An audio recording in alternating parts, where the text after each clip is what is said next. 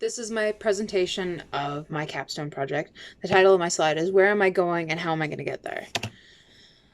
What have I learned throughout my school career? There's been many experiences throughout my school career that have led me to where I am. Throughout this long ride, I have learned how to overcome learning obstacles by using communication and taking different approaches. Oftentimes, talking about what the issue is and different solutions and spitballing and just listening and communicating will help you get through the majority of your issues, whether it be school problems, relationship problems, anything. So I think by my educators giving me those tools to talk about whatever issues I need to work through really are going to help me in and out of school. I firmly believe my school journey has set me up for success as well as inspired me to continue my adventure. I applied to Thompson Rivers University, where I'll continue my learning and take my Bachelor of Arts this fall.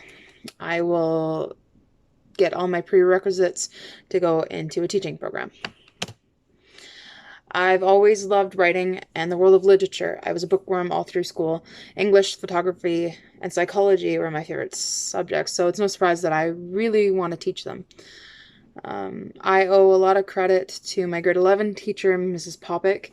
She brought information to my writing in a way that I wouldn't have ever grown on my own. She encouraged me and set me in the right direction. And seeing the way she catered to each student and tried to set them up the best that she could for success was a huge inspiration for me. Enjoying English as a subject significantly improved my communication skills. By studying written word and becoming proficient in it, I can verbally and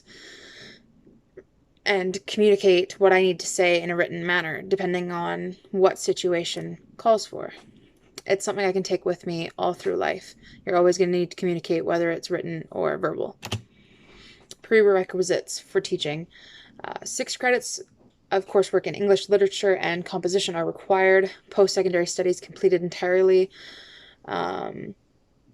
Secondary school teachers also need 24 credits of coursework in many different areas, such as art, biology, education, chemistry, drama, English, First Nations studies, general science, geography, history. Applicants also need 48 credits from a recognized teacher program that includes classroom teaching experience in the form of a professional practicum. So after I've gotten all the requirements, I have to have a practicum. I have to teach alongside somebody to become a teacher, sorry. Studies must include coursework in human development and learning, education foundation, curriculum and instruction, diagnosing and providing for students with special needs, evaluation and testing is how the whole everything works. My future plans. My future plans include completing my Bachelor of Arts, majoring in English with a minor of psychology. I will apply for my BEd program, complete the program, and all throughout this, I really hope to keep a GPA of 3.0. That is my goal. I want to graduate as high as I can without completely sucking my soul away.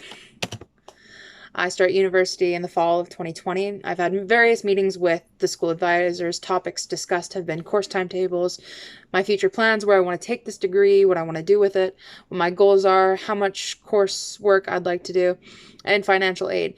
We've talked about what grants are available. I've applied for a couple. One is called Future Teachers of BC. Orientation day is September 5th for TRU, and classes start the following day on the 6th. Currently, TRU is going to be doing everything online. We're aiming for open classes as early as November. As soon as health services give us the okay, then we'll be back in classrooms. So that'll definitely be a learning curve. It's not much different than doing ULearn courses. So that's another thing that has really prepared me for university, is doing all of this coursework online. Doing my university online isn't going to be any different. It's not going to be any harder for me.